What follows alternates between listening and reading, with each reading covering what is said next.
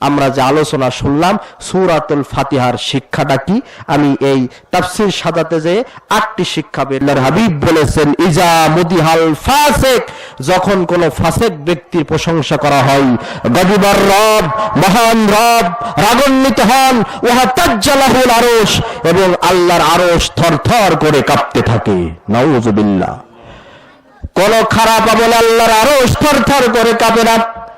মানুষদেরকে হত্যা করলে আল্লাহর আরশ থরথর করে কাঁপে না, জিনা করলে আল্লাহর আরশ থরথর করে কাঁপে না, কাউকে মিথ্যা অপবাদ দিলে আল্লাহর আরশ থরথর করে কাঁপে না। একমাত্র কোন ফাসিক ব্যক্তির যখন প্রশংসা করা হয়, এই ফাসিক ব্যক্তির প্রশংসা করার কারণে আল্লাহর আরশ থরথর করে কেঁপে যায়। কি প্রশংসা! ফাসিক ব্যক্তির কি প্রশংসা! এই যে প্রশংসার মৌসুম সামনে চলে আসছে, আসছে না? কি মৌসুম বলেন তো?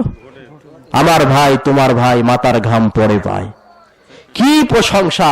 গরিবের গম মেরে খাওয়া জম দেয় না একদম, টিয়ার বিয়ার কাবিকা রড সিমেন্ট রডের বিনিময়ে বাস দেয়, চাকরির নাম করে লক্ষ কোটি কোটি টাকা ঘুষ খায়, দুর্নীতি করে।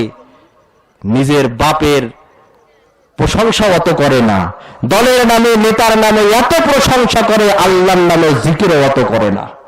আল্লাহর নামের কসম করে বলি, এই সমস্ত দল কানা নেতা কানা এই সমস্ত কর্মীরা তাদের নেতার দলে যত প্রশংসা করে, তার 1 ভাগ প্রশংসা যদি আল্লাহ তাআলার করত, আল্লাহর জান্নাত তাদের জন্য ওয়াজিব হয়ে যেত। ঠিক কিনা বলেন? কিন্তু প্রশংসা করে কার? ফাসিক ব্যক্তির।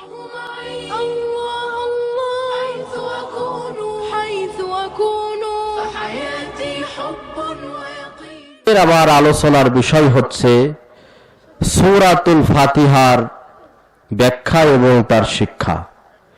আমরা সকলেই সূরাতুল ফাতিহা পারি, পারি কি পারি না? সকলেই পারি না? কবে পারি, কবে থেকে মুখস্থ করেছি, তার ব্যাখ্যা আমাদের সাদি ভাই দিয়েছে। এটা ধরে বেঁধে আমাদের শেখানো লাগেনি, অটোমেটিক্যালি মসজিদ থেকে এই সূরাগুলো শিক্ষা হয়ে যায়। এবং গোটা বিশ্বের সকল জায়গার সূরা ফাতিহা একরকম না আলাদা আলাদা? নামাজ একরকম না আলাদা আলাদা? আওয়ামী লীগের সূরা ফাতিহা একরকম, বিএনপির একরকম, এইরকম হয় নাকি? আওয়ামী লীগের নামাজ পড়ার ধরন একরকম, বিএনপির একরকম, এইরকম আছে নাকি? সকলের একরকম না। আর গোটা পৃথিবীর মানুষের মাঝে ঐক্য আনতে পারে একমাত্র যেই ধর্ম, সেই ধর্মের নাম ইসলাম। সারা পৃথিবীর যেই প্রান্তেই যাবেন, সেই প্রান্তের নামাজ এক, আজান এক, কোরআন তেলাওয়াত এক। সুবহানাল্লাহ। বাংলাদেশের এক লোক গিয়েছে সৌদি আরবে, নতুন গিয়েছে। যাবার পরে তার আব্বা ফোন দিয়েছে, বাজান কি ব্যাপার, নতুন এলাকায় গিয়েছো, ভাষা কিছু বোঝো? আরবের ভাষা কি ভাষা? আরবি। বলছে, বাবা কিছুই বুঝিনি, এখানে সবকিছু আরবিতে হয়, শুধু আজানটা বাংলায় দেয়। আসলে কি আজান বাংলায় দেয়? না, কারণ সারা পৃথিবীর আজান সব একই রকম। পবিত্র কোরআনুল কারীমের একটি অক্ষর পড়লে কয়টি নাকি হয়? 10টি। কয়টি? সূরাতুল ফাতিহার ভিতরে 100টির উপরে অক্ষর আছে। তাহলে প্রায় 1000-এর উপর নেকি পাওয়া যাবে সূরাতুল ফাতিহা পড়লে। পড়তে কারোর আপত্তি আছে? আছে? তাহলে সকলেই আমার সাথে প্রাণ খুলে, কেউ মুখ বন্ধ রাখবেন না, সকলেই আমার সাথে বলেন, আউযু বিল্লাহি মিনাশ শাইতানির রাজীম, বিসমিল্লাহির রাহমানির রাহিম, আলহামদুলিল্লাহি রাব্বিল আলামিন, আর-রাহমানির রাহিম, মালিকি ইয়াউমিদ্দিন, ইয়্যাকা না'বুদু ওয়া ইয়্যাকা নাস্তাঈন, ইহদিনাস সিরাতাল মুস্তাকিম সিরাতাল্লাযীনা আন'আমতা আলাইহিম গায়রিল মাগদুবি আলাইহিম ওয়ালাদ-দাল্লিন।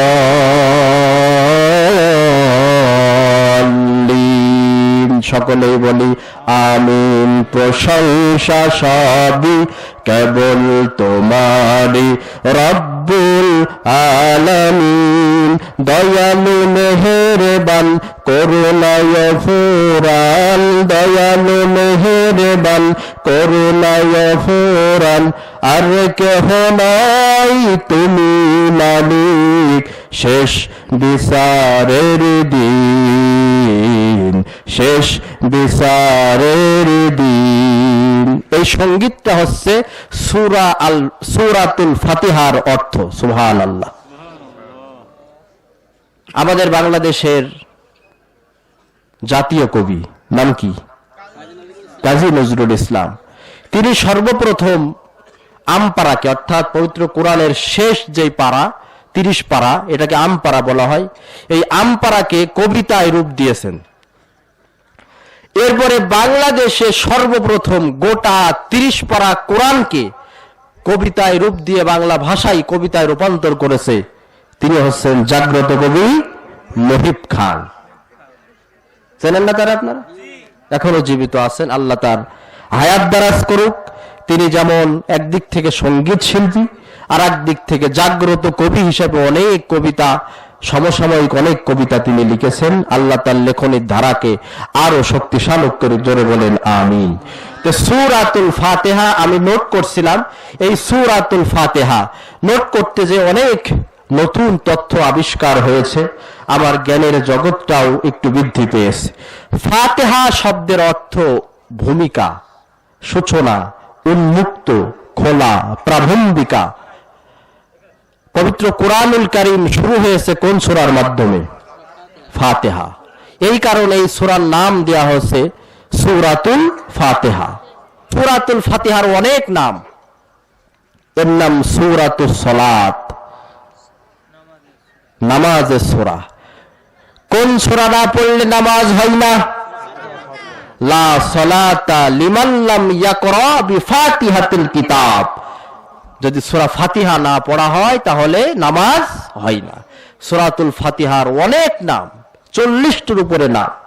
অন্যতম নাম সূরাতুল সালাত, আরেকটি নাম সাবউল মাসানি, বারবার পঠিত 7 আয়াত বিশিষ্ট সূরা।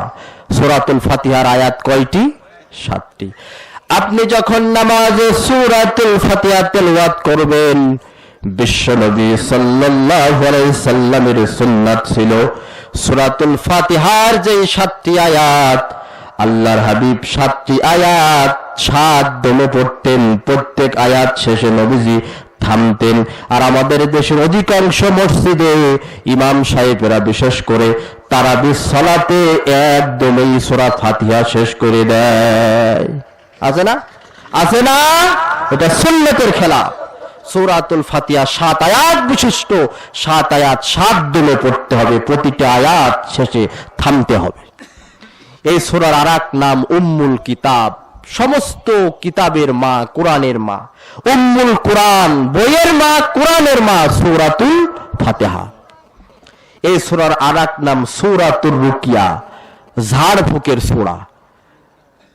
ঝাড়ফুঁক, আমাদের কাছে যখন মানুষ ঝাড়ফুঁক করতে আসে, যদিও হুজুর বিড়বিড় বিড়বিড় করে পড়ে, জনগণ মনে করে কি না কি হুজুর পড়ে, কিন্তু আসলে হুজুর সর্বপ্রথম সূরাতুল ফাতিহা পড়ে। যেই ফাতিহা আপনারা সকলেই জানেন। এজন্য আমার কাছে যারা ঝাড়ফুঁক করতে আসে, আগে আমি বলি আপনি সূরাতুল ফাতিহা পারেন না? পারে না? সকলেই পারে। ফালাক নাস পারেন না? তো ঝাড়ফুঁকের সূরাই তো এইগুলো, সূরাতুল ফাতিহা, ফালাক, নাস, ইখলাস, আয়াতুল কুরসি, এগুলোই তো ঝাড়ফুঁকের সূরা। এগুলো নিজে পড়েন, নিজে পড়ে নিজের সন্তানের গায়ে ফু দেন। ঝাড়ফুঁকের সূরা। সূরাতুল ফাতিহার তাফসীরের ভিতরে এসেছে একদল সাহাবী, তারা কোনো এক ব্যবসায়িক সফরে বের হয়েছেন। পথ চলতে চলতে চলতে চলতে এক জায়গায় তাঁবু ফেলেছে। আরবদের এক গোত্রের নিকটে যে তাঁবু ফেলার পরে এই কাফেলার লোকেরা, সাহাবীদের এই কাফেলার লোকজন আরব গোত্রের কাছে যে, ভালো করে কান লাগান, আরব গোত্রের ওখানে যে তারা মেহমান হতে চাইলেন যে আপনাদের এখানে আমরা কয়েকদিন থাকবো, আপনারা আমাদের খাওয়াবেন। আরবের সেই গোত্রের লোকজন এই মেহমানদারি করতে অস্বীকার করলো, অস্বীকৃতি জানালো। সাহাবীরা একটু মনে কষ্ট পেল। কিছুক্ষণ যাবার পরে আরবের ওই গোত্রের যিনি প্রধান সর্দার, তাকে সাপে দংশন করেছে, সাপে কামড় দিয়েছে। কামড় দেওয়ার পরে তাদের সাধ্যমতো সেই সময়ের আধুনিক চিকিৎসা বলতে যা বোঝায় সেগুলো করার পরেও সেই সর্দারের, গোত্রের সর্দারের সুস্থ হয়নি, সে এখন অসুস্থ অবস্থায় পড়ে আছে। হঠাৎ করে তাদের মনে হলো যে আরব একটা কাফেলা এসেছে, সাহাবীদের কাফেলা, হয়তোবা তাদের কাছে গেলে কোনো কিছু পাওয়া যেতে পারে। একজন বালিকা গেলেন, যে বললেন আমাদের গোত্রের সর্দারের সাপে কেটেছে, আমাদের বাড়িতে এই মুহূর্তে কোনো পুরুষ লোক নাই, সুতরাং তোমাদের ভিতরে কেউ যদি কোনো ঝাড়ফুঁক পারে সে যেন যেয়ে ঝাড়ফুঁক করে আমাদের সর্দারকে সুস্থ করে তোলে। তো এমন একজন সাহাবী তিনি গেলেন যে হ্যাঁ আমি পারি। এবং তখন সাহাবী বললেন আমরা সর্বপ্রথম আপনাদের মেহমান হতে চাইলাম, আপনারা মেহমানদারি করতে অস্বীকার করলেন। এখন যদি ঝাড়ফুঁক করে আপনাদের সর্দারকে সুস্থ করি তাহলে আমাদের পারিশ্রমিক দিতে হবে, যেহেতু মেহমানদারি করেননি সুতরাং আমরা ফিরি ফিরি ঝাড়ফুঁক করব না, কি দেবেন বলেন? তখন আস্তে আস্তে তখন ওই গোত্রের লোকজন বলল ঠিক আছে, যদি আমাদের সর্দার তোমাদের ঝাড়ফুঁকে ভালো হয় তাহলে এক পাল বকরি, অন্য বর্ণনা এসেছে 30টি বকরি তোমাদেরকে প্রদান করব। সুবহানাল্লাহ। তখন ওই সাহাবী ঝাড়ফুঁক করেছেন, গোত্রের সর্দার ভালো হয়ে গেছে। সুবহানাল্লাহ। 30টি বকরি প্রদান করলেন, আবার মেহমানদারি করলেন, দুধ খাওয়ালেন, উত্তম মেহমানদারি করে বিদায় দিলেন। সাহাবীদের ভিতরে কালা ঘোষা শুরু হয়েছে, এই ঝাড়ফুঁক করার দোয়া তাবিজ পাইলো কোথা থেকে? একে তো এরকম ঝাড়ফুঁক করা মনে হয় না ঝাড়ফুঁক করতে পারে। চলো রাসূলের কাছে নিয়ে যাই। রাসূলের কাছে নিয়ে যে ঘটনা যখন ব্যক্ত করলেন তখন রাসূল ওই সাহাবীকে বলছে, আচ্ছা তুমি ঝাড়ফুঁক করেছো কোন সূরা পড়ি? বলছে আমি সূরাতুল ফাতিহা পড়ে ঝাড়ফুঁক করেছি। নবীজি তখন বলল, যা করেছো উত্তম করেছো, যে হাদিয়া দিয়েছে হাদিয়াও বৈধ হয়েছে, তোমরা নিজেরা ভাগ করে নাও, এক ভাগ আমার জন্যও রাখো। সুবহানাল্লাহ। ঝাড়ফুঁক সূরাতুল ফাতিহা দিয়ে আপনারা ঝাড়ফুঁক করবেন। তাহলে এই সূরার অনেকগুলো নাম, আমি এই নামগুলো বলেই মূল আলোচনায় চলে যাচ্ছি। সূরাতুল ফাতিহা, বিসমিল্লাহির রহমানির রহিম, সূরাতুল ফাতিহার আয়াত কিনা এটা নিয়ে আলেমদের ভিতরে মতভেদ আছে। কেউ বলেছেন বিসমিল্লাহির রহমানির রহিম সূরাতুল ফাতিহার আয়াত, কেউ বলেছেন আয়াত না, কেউ বলেছেন প্রত্যেক সূরার সূরাতুত তাওবা বাদে প্রত্যেক সূরার শুরুতেই বিসমিল্লাহির রহমানির রহিম বলতে হয়। তাহলে সূরাতুল ফাতিহা যে আয়াত দিয়ে শুরু হয়েছে আমরা সকলেই বলছি সেই আয়াতটার নাম হচ্ছে আলহামদুলিল্লাহি রাব্বিল আলামিন। আলহামদুলিল্লাহ, সকল প্রশংসা আওয়াজ দিয়ে বলেন কার? আলহামদুলিল্লাহ, সমস্ত প্রশংসা আল্লাহ। এই পৃথিবীতে একমাত্র একজন ব্যক্তি, তিনি হচ্ছেন আল্লাহ, যিনি নিজের প্রশংসা নিজেই করেছেন। সুবহানাল্লাহ। নিজের প্রশংসা নিজেই করেছেন। এই প্রশংসা আল্লাহই করেছেন এবং নিজের প্রশংসা নিজের করা একমাত্র আল্লাহর সাজে, এছাড়া আর কারোর সাজে না। আল্লাহ কুরআনুল কারীমের ভিতরে বলেছেন, ফালা তুযাক্কু আনফুসাকুম, খবরদার নিজের ভাব নিজে নিও না, নিজের প্রশংসা নিজে করো না। তোমার ভিতরে কি আছে, তুমি কি পারো, তোমার প্রশংসা তুমি নিজে করতে পারবা না, তোমার প্রশংসা অন্যরা করবে। নিজের ঢোল নিজে পেটানো এটা মানুষ পছন্দ করে না। আপনাকে বড় বলে বড় সে নয়, লোকে যারে বড় বলে বড় তো সেই হয়, ঠিক কিনা বলেন? আমরা নিজের প্রশংসা অনেক ক্ষেত্রে নিজে করি, আবার প্রশংসা এমন ব্যক্তির করি যেই ব্যক্তি প্রশংসার দাবিদার নয়। পান দিয়ে আকাশে তুলে স্বার্থসিদ্ধি হাসিল করার জন্য আমরা অনেকে প্রশংসা করি না? হাদিস শুনে যান, প্রশংসা করতে যে যদি কোনো ফাসিক ব্যক্তির প্রশংসা করেন, এই হাদিস আমরা ছাত্রদের পড়াই। আল্লাহর হাবিব বলেছেন, ইজা মুদিহাল ফাসিক, যখন কোনো ফাসিক ব্যক্তির প্রশংসা করা হয়, গদিবার রব, মহান রব রাগান্বিত হন, ওয়া তাজ্জালাহুল আরশ, এবং আল্লাহর আরশ থরথর করে কাঁপতে থাকে। নাউযুবিল্লাহ। কোন খারাপ আমল আল্লাহর আরশ থরথর করে কাঁপে না। মানুষদেরকে হত্যা করলে আল্লাহর আরশ থরথর করে কাঁপে না, জিনা করলে আল্লাহর আরশ থরথর করে কাঁপে না, কাউকে মিথ্যা অপবাদ দিলে আল্লাহর আরশ থরথর করে কাঁপে না। একমাত্র কোন ফাসিক ব্যক্তির যখন প্রশংসা করা হয়, এই ফাসিক ব্যক্তির প্রশংসা করার কারণে আল্লাহর আরশ থরথর করে কেঁপে যায়। কি প্রশংসা! ফাসিক ব্যক্তির কি প্রশংসা! এই যে প্রশংসার মৌসুম সামনে চলে আসছে না? কি মৌসুম বলেন তো? আমার ভাই, তোমার ভাই মাথার ঘাম পড়ে পায়। কি প্রশংসা! গরিবের গম মেরে খাওয়া জম দেয় না একদম, টিয়ার বিয়ার কাবিকা রড সিমেন্ট, রডের বিনিময়ে বাস দেয়, চাকরির নাম করে লক্ষ কোটি কোটি টাকা ঘুষ খায়, দুর্নীতি করে।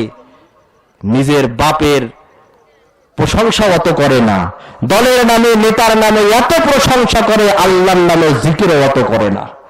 আল্লাহর নামের কসম করে বলি, এই সমস্ত দল কানা, নেতা কানা, এই সমস্ত কর্মীরা তাদের নেতার দলের যত প্রশংসা করে, তার 1 ভাগ প্রশংসা যদি আল্লাহ তাআলার করত, আল্লাহর জান্নাত তাদের জন্য ওয়াজিব হয়ে যেত। ঠিক কিনা বলেন? কিন্তু প্রশংসা করে কার? ফাসিক ব্যক্তির। প্রশংসা হবে একমাত্র আল্লাহ। কার? সকল ক্ষেত্রে প্রশংসা হবে কার? খাবার শেষে প্রশংসা হবে কার? আলহামদুলিল্লাহ আল্লাযী আত'আমানা ওয়া সাকানা ওয়া জাআলনা মিনাল মুসলিমিন। এটাও হাদিসের ভিতরে আছে না নাই? আপনি যখন রাতের বেলায় ঘুমাতে যাবেন, আল্লাহর নাম নিয়ে যখন ঘুমাবেন, হাদিস শরীফের ভিতরে বলা হয়েছে ঘুম হচ্ছে এক প্রকারের মরণ। আল্লাহ রাব্বুল আলামিন আপনার যখন ঘুম থেকে সকালবেলা জাগাবেন, তার মানে মরণ থেকে আপনার আবারও জীবন দিল। ঘুম থেকে জেগেও প্রশংসা করতে হবে। আওয়াজ দিয়ে বলেন তো কার? বলতে হবে আলহামদুলিল্লাহ আল্লাযী আহয়ানা বা'দা মা আমাতানা ওয়া ইলাইহিন নুশুর। প্রশংসা সেই আল্লাহর, যে আল্লাহ আমাকে মরণের পরে আবারও জীবন দান করলেন। ঘুম এক প্রকারের মরণ, ঘুম থেকে যে আল্লাহ আমারে জীবন দিলেন, প্রশংসা হবে সেই আল্লাহর। এই যে আমরা হাসি দিই না? হাসি দেওয়ার পরে কি বলতে হয়? আলহামদুলিল্লাহ। হাসি দেওয়ার সময় প্রশংসা করতে হবে কার? আল্লাহর। কি বলতে হবে বলেন তো? আলহামদুলিল্লাহ। কেন হাসি দিলে আল্লাহর প্রশংসা করার কারণ কি? আজকের বিজ্ঞান গবেষণা করে দেখেছে, কোন ব্যক্তি যখন একবার হাসি দেয়, মস্তিষ্ক থেকে শত শত জীবাণু বের হয়ে তার মস্তিষ্কটা সতেজ এবং সুস্থ হয়ে ওঠে। সুবহানাল্লাহ।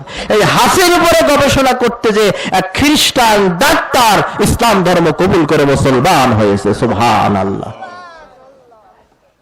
আচ্ছা, আপনারা কি জানেন আমরা নিয়মিত খাওয়ার কারণে টয়লেট করা লাগে না? টয়লেট থেকে বের হয়ে রাসূল করিম সাল্লাল্লাহু আলাইহি সাল্লাম একটা দোয়া শিক্ষা দিয়েছেন। সেই দোয়াটা হচ্ছে আলহামদুলিল্লাহ আল্লাযী আযহাবা আন্নিল আযা ওয়া আফানি। টয়লেট থেকে বের হয়েও প্রশংসা করতে হচ্ছে কার? অর্থটা কি? আলহামদুলিল্লাহ, সমস্ত প্রশংসা সেই আল্লাহর, যে আল্লাহ আযহাবা আন্নিল আযা, আমার থেকে ময়লা মানে পায়খানা দূর করেছে, ওয়াফানি, এবং আমাকে মুক্তি দিয়েছে। পায়খানা যদি কারো 3 দিন আটকে থাকে, 2 দিন আটকে থাকে, সে বোঝে এর জ্বালাটা কি। ঠিক কিনা বলেন? তাহলে এই ক্ষেত্রেও আল্লাহর হাবিব বলছেন প্রশংসা করতে হবে কার? আল্লাহর। দেখেন আমরা আল্লাহর রব চেনেন, রব আলহামদুলিল্লাহি রাব্বিল আলামিন, সমস্ত প্রশংসা আল্লাহর, রব চেনেন। চিন্তা করে তো তারা যারা আশরাফুল মাখলুকাত, চিন্তা করতে পারে না তারা যারা হচ্ছে জানোয়ার পশু। তারা আল্লাহ রাব্বুল আলামিন সূরাতুল ওয়াকিয়ার ভিতরে বান্দাদের চিন্তার জগতে প্রবেশ করার কথা বলছেন, আর বান্দাদের কাছে আল্লাহ তাআলা প্রশ্ন করছেন, বলছেন আফারাআইতুম মা তুমনুন, তোমরা ভেবে দেখেছো তোমাদের শরীরে যে বীর্য আছে? আমাদের সাদি ভাই মানব সৃষ্টি নিয়ে কথা বলেছেন, তোমাদের শরীরে যে বীর্য আছে আল্লাহ তাআলা বলছেন তোমরা ভেবে দেখেছো সেই বীর্য নিয়ে? ফালিয়ানজুরিল ইনসানু মিম্মা খুলিকা মিন মাইন দাফিক ইয়াখরুজু মিন বাইনিস সুলবি ওয়াত তারাইব। মানুষ একটু চিন্তা করে দেখুক কি থেকে তাকে তৈরি করা হয়েছে। তাকে তো সৃষ্টি করা হয়েছে, তৈরি করা হয়েছে সবেগে স্থলিত নির্গত এক ফোঁটা তুচ্ছ পানি বিন্দু দিয়ে। যেই পানিটা শরীর থেকে বের হলে মানুষের উপরে গোসল ফরজ হয়ে যায়, যেটি বের হয় পুরুষের মেরুদণ্ডের ভিতর থেকে আর নারীদের বক্ষপঞ্জরের ভিতর থেকে। আল্লাহ তাআলা বলেন যেই বীর্য থেকে মানুষ আমি সৃষ্টি করেছি, তোমরা কি সেই বীর্য নিয়ে চিন্তা ভাবনা করে দেখেছো নাকি? কে বলছে? আল্লাহ। সূরাতুল ওয়াকিয়া। আআনতুম তাখলুকুনাহু আম নাহনুল খালিকুন, এই বীর্য থেকে মানুষ সৃষ্টি করি আমি আল্লাহ নাকি তোমরা? কে করে? প্রশংসা আল্লাহর, কেন করবা না? দ্বিতীয় পর্যায়ে আল্লাহ তাআলা আবার বলছেন আফারাআইতুম মা তাহরুসুন, তোমরা যে জমিনে চাষাবাদ করো এই বীজ নিয়ে কি ভেবে চিন্তে দেখেছো? প্রশ্ন করছেন কে? আপনারা কি চিন্তা করে দেখেছেন একটি লাউয়ের বীজ, একটি ভুট্টার বীজ, একটি সিমের বীজ নরম একটি মাটিতে আপনারা বপন করেন, সেখান থেকে কিভাবে চারা উদ্গত হয়ে আল্লাহর সৃষ্টি, কি সৃষ্টি! আস্তে আস্তে আস্তে আস্তে আগের দিকে তাকায় দেখেন তো আখ, এই ছোট্ট একটি গাছে, আখ গাছে কত সুন্দর মিষ্টি আল্লাহ তাআলা ঢুকিয়ে দিয়েছেন। আখ আর ভুট্টা গাছ দেখতে প্রায় সেম সেম কাছাকাছি না? ভুট্টা গাছ চাবাইলে এরকম আখের মতো মিষ্টি পাওয়া যাবে? নারকেল গাছ আর খেজুর গাছ পাশাপাশি, খেজুর গাছের মাথা কাটলে রস বেরায়, নারকেল গাছের মাথা কাটলে কি রস বেরাবে? আল্লাহ বলছেন এই সৃষ্টির দিকে তোমরা তাকাও, যে বীজ তোমরা বপন করো একটু খেয়াল করো। আনতুম তাজরাউনাহু আম নাহনু যারিউন, এগুলো থেকে ফসল উৎপন্ন তোমরা করো না আমি আল্লাহ করি? প্রশ্ন করছেন কে? সকলে বলেন তো এই বীজ থেকে চারা উৎকরণ করেন যিনি, তিনি কে? আল্লাহ। মাঝে মাঝে এই যে কিছুদিন আগে সামান্য একটি ঝড় বাতাসে আপনাদের এই নগরবাথান থেকে শুরু করে ওই সাইডে কলা গাছগুলো সব ভেঙে শেষ, ধানগুলো সব মাটিতে চিত হয়ে পড়ে থাকলো। আল্লাহ তাআলা বলেন আমি আল্লাহ রাব্বুল আলামিন যদি ইচ্ছা করে লাউ নাশাউ লাজাআলনাহু হুতামান ফাজালালতুম তাফাক্কাহুন, আমি আল্লাহ রাব্বুল আলামিন যদি ইচ্ছা করতাম তোমাদের ওই ধানগুলো, ভুট্টাগুলো, জমিনের ফসলগুলো সেখানে ফসল উৎপাদন না করে সিটার আকারে আমি আল্লাহ তাআলা বের করে দিতে পারতাম কি পারতাম না? আল্লাহ তাআলা যদি ধানগুলো চিটা করে দেন, বিভিন্ন প্রাকৃতিক দুর্যোগ আপনার ফসলগুলো নষ্ট করে দেন, আল্লাহর নামে যতই হরতাল, ধর্মঘট, সেমিনার, সিম্পোজিয়াম আল্লাহর বিরুদ্ধে করো না কেন, আল্লাহর কিছুই হবে না। তোমার জমিনের সমস্ত ফসল যদি আল্লাহ তাআলা নষ্ট করে দেন, তুমি শুধু এতটুকুই বলবা ইন্না লামুগরামুন বাল নাহনু মাহরুমুন, আফসোস আমরা তো বঞ্চিত হলাম, আমাদের সর্বনাশ হয়েছে, আমরা রংগ্রস্ত হয়ে গেলাম, আমরা নিঃস্ব হয়ে গেলাম। এই ছাড়া বান্দার বলার কিছু করার আছে? কিছু বলতে পারবে? আল্লাহর বিরুদ্ধে হরতাল করবে, আমার ধান কেন নষ্ট করলে, আমার কলা গাছ কেন ভাঙলে? আল্লাহ জবাব চায়। যদি এখানে দলের কোনো কাজ থাকতো তাহলে আওয়ামী লীগের লোক এই কাজ করলে বিএনপির লোক মিছিল করতো না? করতো কিনা? আল্লাহর বিরুদ্ধে মিছিল মিটিং করে কোনো কিছু আদায় করা যাবে? আল্লাহ তাআলা সেই প্রশ্ন বান্দার দিকে ছুড়ে মারছে, আফারাআইতুমুল মাআল্লাযী তাশরাবুন। আল্লাহু আকবার। ও বান্দা, তোমরা যে মিষ্টি পানি পান করো, এই পানি নিয়ে চিন্তা করেছো? চিন্তা করেন তো, পানির কত দাম। সেই পানি আসে কোথা থেকে? মাটির নিচ থেকে আপনারা টিউবওয়েল থেকে পানি তোলেন, পাম্প দিয়ে মোটর দিয়ে পানি তোলেন। চিন্তা করেন তো, মাটির নিচে পানি, বিশুদ্ধ নির্মল স্বচ্ছ পানি। সুবহানাল্লাহ। আল্লাহ বলছেন এই পানি আকাশ থেকে নাজিল করে কে? তুমি না আমি।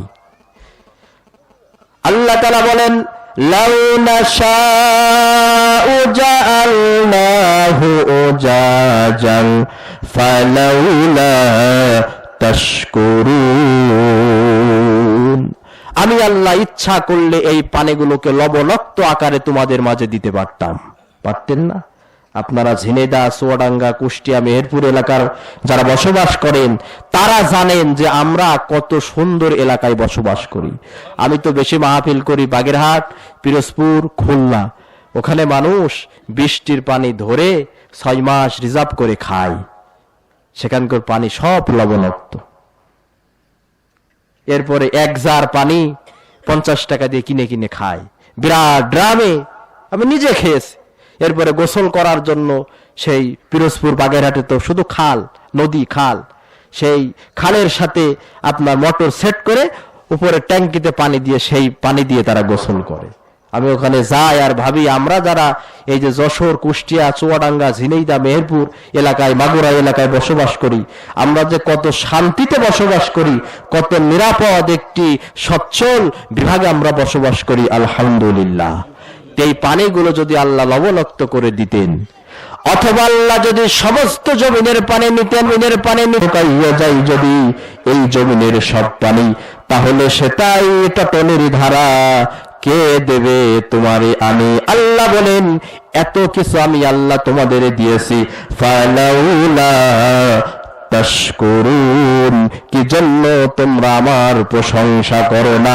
সকলেই চিৎকার দিয়ে বলেন আলহামদুলিল্লাহ। কেউ যদি আলহামদুলিল্লাহ বলে, তামলাউল মিজান, দাড়ি পাল্লা ভর্তি করে আল্লাহ সুবহানাহু ওয়া তাআলা নেকি দেন। সুবহানাল্লাহ। সমস্ত প্রশংসা হবে কার? কোন আল্লাহর? যিনি রব্বুল আলামিন। আলামিন, এই আলামিন আমার নাম আলামিন, এই আলামিন না। আল আমিন এটা হচ্ছে সিফাতে মুসাব্বা আরবি গ্রামারের ভাষায় এটির অর্থ বিশ্বস্ত, আমানতদারি। আল আমিন। আর আলহামদুলিল্লাহ রাব্বিল আলামিন, এই আলামিন শব্দের অর্থ বহু জগৎ, বহুমাত্রিক জগৎ। আলাম শব্দের সমর্থক শব্দ আল কাউন, বিশ্ব, জগৎ, পৃথিবী। আর বহু বছর অনেক পৃথিবীর রব। এই আয়াতের ব্যাখ্যায় তাফসীরের ভিতরে এসেছে রব্বুল আলামিন শব্দের অর্থ 7 আসমান, 7 জমিন, এর মাঝে যা কিছু আছে সবকিছুর রব যিনি। আওয়াজ দিয়ে বলেন তিনি কে? হযরত মূসা আলাইহিস সালাম যখন ফিরাউনের কাছে রবের ঘোষণা দিলেন, ফিরাউন বলেছিল আনা রাব্বুকুমুল আলা, এই পৃথিবীতে আমি হচ্ছে একমাত্র রব। জোরে বলেন নাউযুবিল্লাহ। মুসা আলাইহিস সালাম যখন ফিরাউনের কাছে রবের দাওয়াত দিলেন, ফিরাউন জানে এই পৃথিবীতে রব তো আমি। এই জন্য ফিরাউন অবাক হয়ে মুসা আলাইহিস সালামকে প্রশ্ন করলেন, ওয়া মা রাব্বুল আলামিন, বিশ্বজগতের রব আবার কে? আমিই তো রব। মুসা আলাইহিস সালাম তখন বললেন, ক্বালা রাব্বু সামাওয়াতি ওয়াল আরদি ওয়া মা বাইনাহুমা, আকাশ জমিন এবং আকাশ এবং জমিনের মাঝখানে যা কিছু আছে সবকিছুর প্রতিপালক যিনি, তিনি হচ্ছেন আমার আপনার রব। আওয়াজ দিয়ে বলেন তো তিনার নাম কি? আল্লাহর নাম নিতে লজ্জা করে? এই হলো আল্লাহর নামের আওয়াজ। সকলেই বলেন আল্লাহ। তিনি রব। রব অর্থ লালনকারী, পালনকারী, প্রতিপালনকারী। আল্লাহ শুধু আমাদের রব নাই, জিনদের রব, আসমানের রব, জমিনের রব, সারা পৃথিবীর যত প্রাণী আছে সমস্ত প্রাণীর রব তিনি হচ্ছেন আমার আল্লাহ, লালনকারী, পালনকারী। কেমনে তিনি আমাদের রব, কেমনে তিনি আমাদের লালন করেন, পালন করেন, একটু খেয়াল করে দেখেন। আমাদের বাংলাদেশের যেগুলো কুকুর আছে, বিড়াল আছে, শিয়াল আছে, শৃগাল আছে, আমাদের বাংলাদেশ নাতিশীতোষ্ণ কারণ দেশ, না শীত না গরম, কিন্তু শীত প্রধান দেশের শৃগাল, কুকুর, বিড়াল আর বাংলাদেশের কুকুর, শৃগাল, ভাল্লুক একরকম, শীত প্রধান দেশের এই প্রাণীগুলো একরকম। তার কারণ হচ্ছে ওখানে 12 মাস বরফ পড়ে, 12 মাস শীতকাল থাকে, বরফ পড়ে, তুষারপাত পড়ে। এই প্রচন্ড শীতের ভিতরে, এই প্রচন্ড শীতের ভিতরে শীত প্রধান দেশের শিয়ালগুলো, শীত প্রধান দেশের ভাল্লুকগুলো, শীত প্রধান দেশের কুকুরগুলো, ওদেরকে কেউ আর কম্বল দেবে না, লেপ দেবে না, সোয়েটার দেবে না। এই কারণে শীত প্রধান দেশের শৃগাল, ভাল্লুক আর কুকুরগুলোর গায়ে লম্বা লম্বা লোম দিয়ে আল্লাহ রাব্বুল আলামিন একটা চিরস্থায়ী কম্বলের ব্যবস্থা করে দিয়েছে। সুবহানাল্লাহ। এর নাম রব, এর নাম রব। সন্তানকে কোলে নিয়ে মা আদর করতে পারে, বাবা আদর করতে পারে। ছোট্ট বাচ্চাদের আদর করতেও মানুষের ভালো লাগে, লাগে না? কিন্তু ওই যে ছাগল, ওই যে মুরগি, ওই যে হাঁস, ওদের মা তো হাত দিয়ে পা দিয়ে সন্তানদের কোলে নিয়ে আদর করতে পারে না। যার কারণে একটি মানুষের বাচ্চা যখন জন্মগ্রহণ করে হাঁটতে তার সময় লেগে যায় প্রায় 1 বছর। কিন্তু হাঁসের বাচ্চা, মুরগির বাচ্চা, ছাগলের বাচ্চা, গরুর বাচ্চা ভূমিষ্ঠ হওয়ার পরেই তারা হাঁটতে পারে। হাঁসের বাচ্চা ভূমিষ্ঠ হওয়ার পরেই নদীতে সাঁতার কাটতে পারে। এর নাম রব। এর নাম একটু কল্পনার জগতে আনতে হবে। এর নাম রব। আলহামদুলিল্লাহ রাব্বিল আলামিন, আর রহমানির রহিম, পরম করুণাময়, অসীম দয়ালু। তিনি কে? আল্লাহ আমাদের প্রতি কত রহম। আর রহমান সকল সৃষ্টি জীবের প্রতি আল্লাহ হচ্ছে রহমান। আর রহিম তিনি মুমিনদের জন্য আরো বেশি রহম দিল। আল্লাহ যদি রহমান না হতেন, দেখেন যদি এমন হতো যারা আল্লাহর ইবাদত করবে শুধু তাদের বাড়িতে সূর্যের আলো যাবে, বৃষ্টির পানি পড়বে। আল্লাহর ইবাদত বন্দেগী যারা করে না তাদের বাড়িতে সূর্যের আলোও যাবে না, বৃষ্টির পানিও পড়বে না। এরকমের ঘটনা ঘটেছে? ঘটেছে কি? আল্লাহ রহমান, সকল সৃষ্টি জীবের রব, তিনি রহমান, তিনি রহিম, আবার পরম দয়ালু যারা ইমানদার তাদের প্রতি। তার মানে সকল সৃষ্টি জীবের প্রতি তিনি রহমান, স্পেশালি মুমিনদের জন্য তিনি হচ্ছে রহিম। এক জায়গায় যদি কোনো কিছু হয়, মনে করেন সেখানে আপনার গ্রামের সকল মানুষ গেছে, সেখানে আপনি কোনো কিছু প্রদান করছেন, সকল মানুষকে আপনি যদি ঠিকভাবে দেন, দেওয়ার সময় যখন আপনার মনে হবে যে ওর ভিতরে আপনার নিজের ছেলে আছে, আপনার ভাইয়ের ছেলে আছে, বোনের ছেলে আছে, তাদের একটু একটু আলাদা টান তাদের প্রতি থাকবে কি থাকবে না? সকল মানুষের জন্য আল্লাহ রহমান, কিন্তু ইমানদার ব্যক্তির জন্য আল্লাহ হচ্ছে রহিম। সুবহানাল্লাহ। মালিক ইয়াউমিদ্দিন, বিচার দিবসের মালিক। আওয়াজ দিয়ে বলেন কে? বিচার দিবসের মালিক। এটা কিয়ামতে ভালো মন্দর বিচার হবে, সেই বিচার দিবসের মালিক হচ্ছে আমার আল্লাহ। কেমন বিচার? ওয়ামা আদরাকা মা ইয়াউমিদ্দিন। আল্লাহ রাব্বুল আলামিন নবীকে বলছে, নবী আপনি কি জানেন সেই বিচারের দিনটা কেমন? সুম্মা মা আদরাকা মা ইয়াউমুদ্দিন। আবারও বলি, ও নবী, আপনি কি জানেন বিচারের দিবসটা কেমন? ইয়াউমা লা তামলিকু নাফসুন লিনাফসিন শাইয়্যা, এমন একটা কঠিন দিন হবে বিচারের দিন, যেদিন মানুষ অপরের জন্য কোনো কিছু করার সামর্থ্য রাখে না, কেউ কারোর পাশে দাঁড়ানোর সুযোগ হবে না। ওয়াল আমরু ইয়াউমাইযিন লিল্লাহ, সেদিন কর্তৃত্ব হবে একমাত্র, আওয়াজ দিয়ে বলেন তো কার? সার্বভৌমত্বের মালিক কে? আল্লাহ। সার্বভৌমত্বের মালিক জনগণ নয়, সার্বভৌমত্বের মালিক আল্লাহ। কেমন মালিক? মালিক ইয়াউমুদ্দিন, বিচার দিনের মালিক। কিয়ামত যখন সংগঠিত হয়ে যাবে, আসমানেও কেউ নাই, জমিনেও কেউ নাই। ইসরাফিল আলাইহিস সালাম সিংহায় ফুৎকার দেবেন সর্বমোট 3 বার। প্রথম ফুৎকার যখন দিবেন, বিকট আওয়াজে সমস্ত মানুষ বেহুশ হয়ে মৃত্যুবরণ করবে। মৃত্যুবরণ যারা করবে তারা সকলেই কাফের, কারণ কিয়ামত নিপতিত হবে কাফেরদের উপরে। আল্লাহ একটি রহমতের বাতাস পাঠিয়ে কিয়ামতের আগ মুহূর্তে সমস্ত ইমানদার ব্যক্তিদেরকে আল্লাহ তাআলা তার কাছে উঠাই নেবেন। সুবহানাল্লাহ। কিয়ামত নিপতিত হবে বদকার ব্যক্তিদের উপরে। তাহলে ইসরাফিল আলাইহিস সালামের সিংহার ফুৎকার, প্রথম ফুৎকারের মাধ্যমে বদকার ব্যক্তির বিকট আওয়াজে সকলেই মৃত্যুবরণ করবে। এভাবে 40 দিন মতান্তরে 40 মাস মতান্তরে 40 বছর চলবে। দ্বিতীয় ফুৎকার যখন দিবে, আকাশ ফেটে ফেটে পড়বে, জমিন ফেটে যাবে, পাহাড়গুলো তুলার মতো উড়বে, সমুদ্রের পানিতে আগুন ধরে যাবে। এভাবে আবারও 40 দিন মতান্তরে 40 মাস মতান্তরে 40 বছর চলবে। এরপরে আসমানেও কেউ নাই, জমিনেও কেউ নাই। আজরাইল সর্বশেষ নিজের জান কবজ করে আল্লাহর হাতে দিয়ে দিবেন। সুবহানাল্লাহ। 3 পতন নিরাপত্তা অবলম্বন করবে। আসমানেও কেউ নাই, জমিনেও।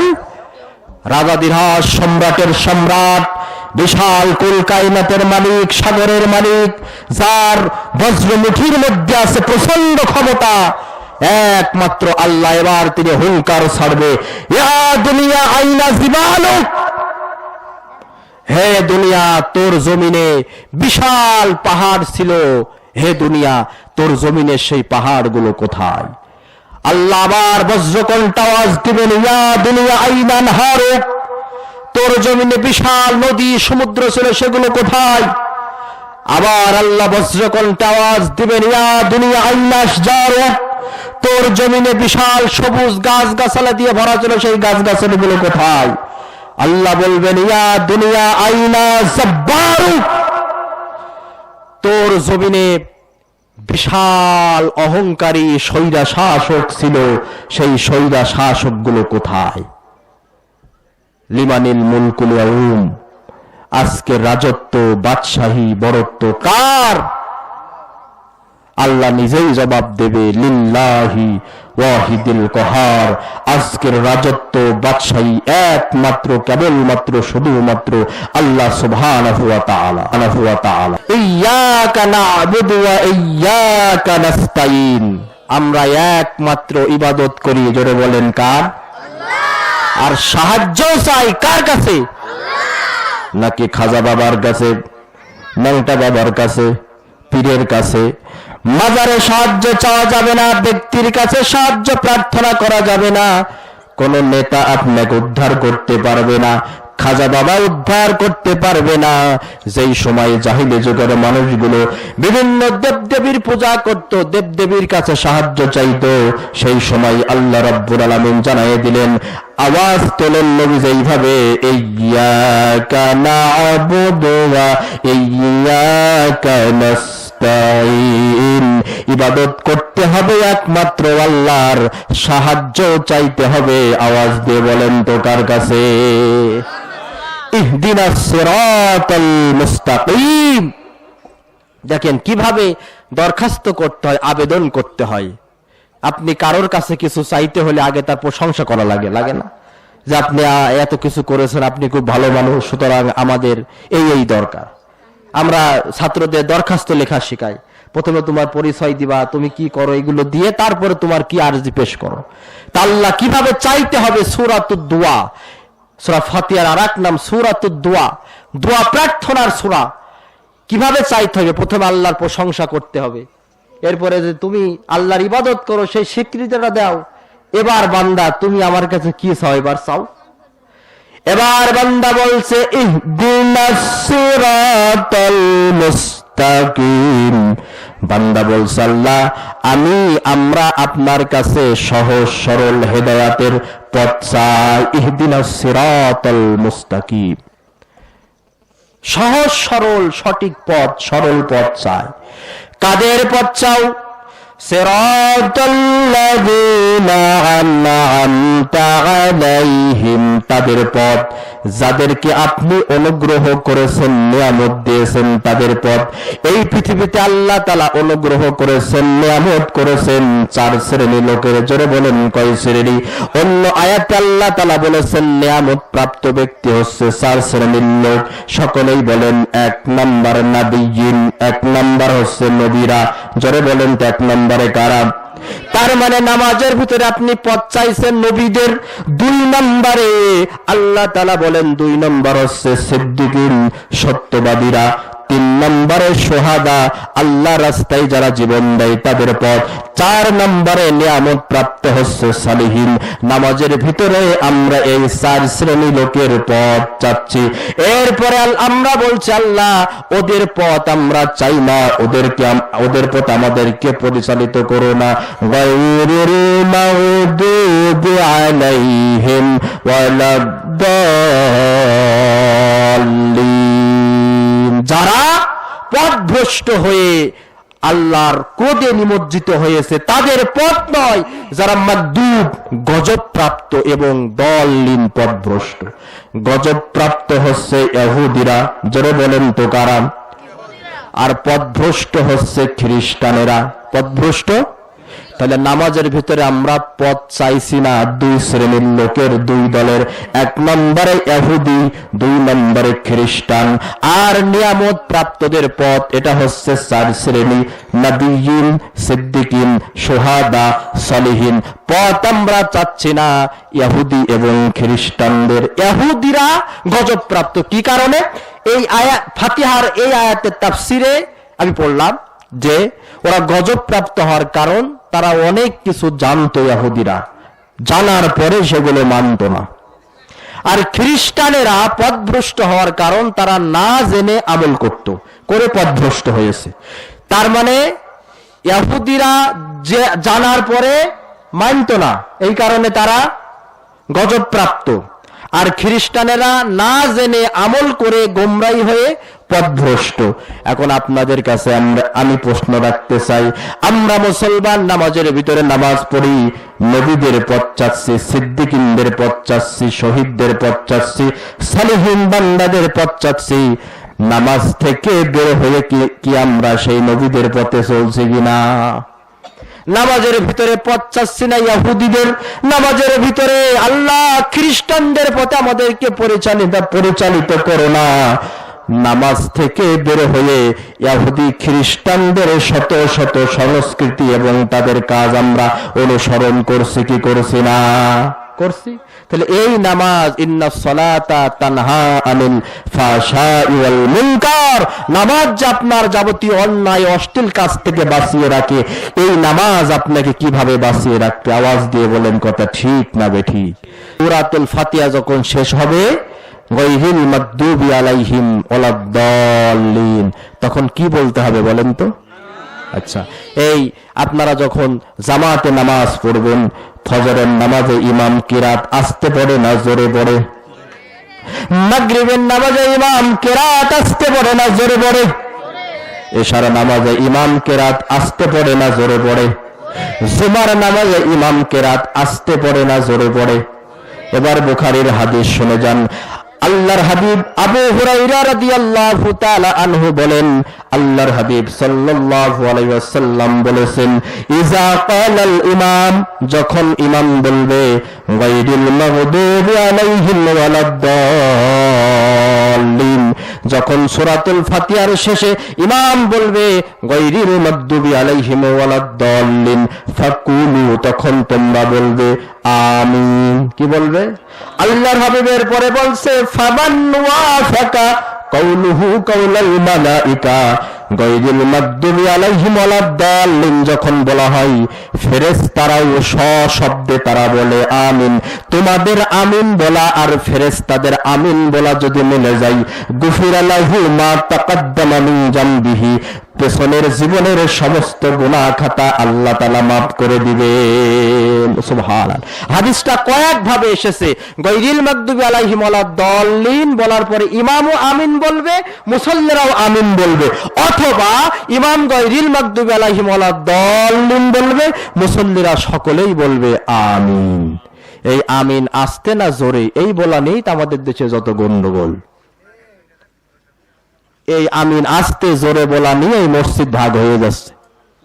আমাদের আলমডাঙ্গাতে আমিন আস্তে বলবে না জোরে বলবে এটা নিয়ে মারামারি করে একজনকে মেরেই ফেলেছিল। কি বলেন? অথচ আমিন আপনি হাদিস কি বলছে? হাদিস দ্বারা বোঝা যায় জোরেই বলতে হবে।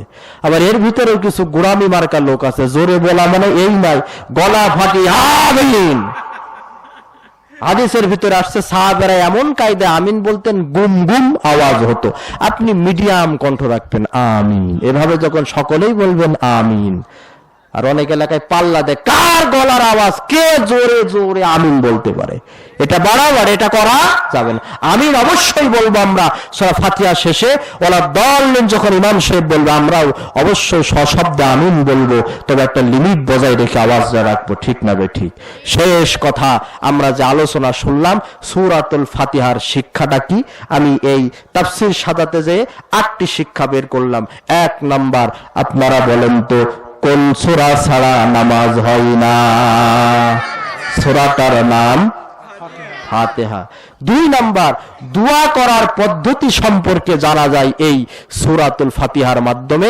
আল্লাহর কাছে চাইতে হলে সর্বপ্রথম প্রশংসা করতে হবে কার? আগে প্রশংসা, তারপর আল্লাহর কাছে চাও। 3 নম্বরে সকল ক্ষেত্রে প্রশংসা হবে, আওয়াজ দিয়ে বলেন কার? পার্থিব জীবনে যা আমল আমরা করি, ভালো আমল খারাপ আমল, এই ভালো মন্দের বিচার হবে কিয়ামতের কঠিন ময়দানে। এই বিচার যিনি করবেন, বিচার দিনের মালিক যিনি হবেন, তিনি জোরে বলেন কে? সকল প্রকার ইবাদত হবে কার জন্য? যত আবেদন নিবেদন চাওয়া পাওয়া এগুলো চাইতে হবে কার কাছে? এরপরে জানা এবং মানা দুটি আবশ্যক। অনেকেই বলে জানার নাম ইসলাম নাই, মানার নাম ইসলাম, বলে না? তো তুমি না জানলে মানবা কেমনে? সুতরাং জানার পরে না মানা যেমন নিন্দনীয় অপরাধ, তেমনি না জেনে মানতে গেলে আপনি গোমরাহী হতে পারেন। পারেন না? পারেন। এরপরে সূরা ফাতিহা শেষে আমিন বলতে হবে এবং ঝাড়ফুঁক করার উত্তম সূরা হচ্ছে সূরাতুল ফাতিহা। আল্লাহ আমাদের সকলকে বোঝার তৌফিক দিক। এখানে লিখিত আকারে প্রশ্ন এসেছে 2টি, যে অনেক আলেম বলছে ইসরায়েল এর পণ্য বয়কট করতে, আমরা সাধারণ মানুষ কি করে বয়কট করব? এখন আপনার চিনতে হবে ইসরায়েলি পণ্য কি কি। ইউনিলেভার লেখা যুক্ত পণ্যগুলো ইসরায়েলি পণ্য, এটা মাথায় রেখেন। আপনার এর ভিতরে আছে, আমরা যদি নিত্য প্রয়োজনীয় জিনিস বলি, আপনি সার্ফ এক্সেল বলেন, এরপরে পেপসোডেন্ট বলেন, এরপরে পেপসি বলেন, কোকোকোলা বলেন, 7 আপ বলেন, এছাড়া অনেক নিত্য প্রয়োজনীয় জিনিস আছে, এগুলো ইসরায়েলি পণ্য। এরপরে লাক্স সাবান, এখন আমাদের বিকল্প কিন্তু আছে, লাক্স সাবানের বিকল্প সাবান আছে না? তা আমরা ইসরায়েলকে এই অর্থটা না দিয়ে, এই টাকা দিয়ে ইসরায়েলরা পণ্য কিনে, অস্ত্র কিনে আমার ফিলিস্তিনের মুসলিম ভাইদের রক্ত ঝরাচ্ছে। সুতরাং আমরা লাক্স সাবান বাদ দিয়ে আমাদের দেশীয় লাইফবয় সাবান